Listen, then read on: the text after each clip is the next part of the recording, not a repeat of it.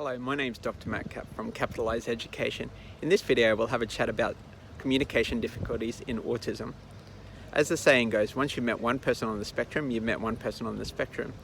This is because the characteristics of people on the autism spectrum are so diverse. However, one of the common characteristics is difficulties with communication. Some people on the autism spectrum are non-verbal. They have no language. As such, they require some form of augmentative communication device or strategy. For other people on the autism spectrum, they are verbal. Sometimes they're described as being verbose and very talkative. When I was a child, I was very verbose and very talkative. I was often described as a little professor. However, this description often hid some of the challenges I had with communication. Imagine what it's like as a child who's very verbose with difficulties with communication, interacting socially with kids in their classrooms. I prefer to communicate with adults rather than other students my age. But whether a person on the spectrum is non-verbal or very verbal and verbose, and sometimes described as a little professor, they can have receptive language difficulties, expressive language difficulties, or both. Receptive language difficulties is struggling to understand what a student reads, sees, or hears. Imagine what a classroom's like when you struggle to understand what you read, see, or hear. As an adult on the autism spectrum, I still struggle with the receptive language. This is where the Universal Design for Learning framework is really useful. I can remember a story when I was in Sydney on a holiday with my wife. We were sitting in a cafe having breakfast. She said to me, "There are a lot of stick insects around here." There was a tree nearby. I stood up, pushed my chair in, went over the tree and looked for stick insects.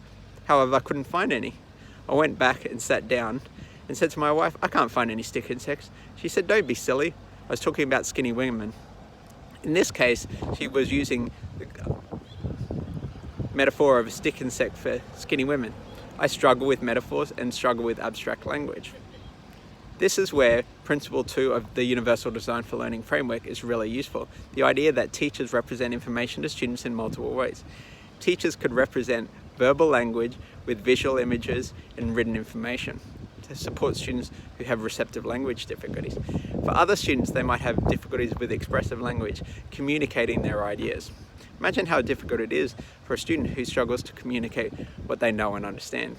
As an adult on the autism spectrum, I still struggle with expressive communication. I often stumble over what I'm trying to say, forget what I'm trying to say, forget how to say what I'm trying to say. This is where I stop, reset, and start again.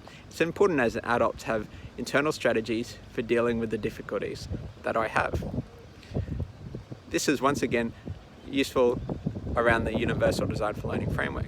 Principle 3, the idea of action and expression.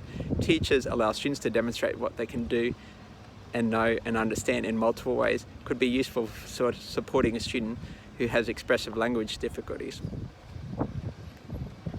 As stated previously, the Universal Design for Learning framework consists of 3 levels of checkpoints: access, build, and internalize.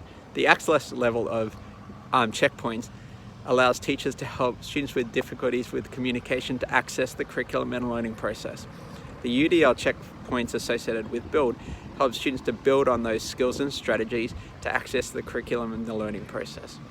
The third layer, internalize, helps students to internalize those strategies to overcome their difficulties and challenges.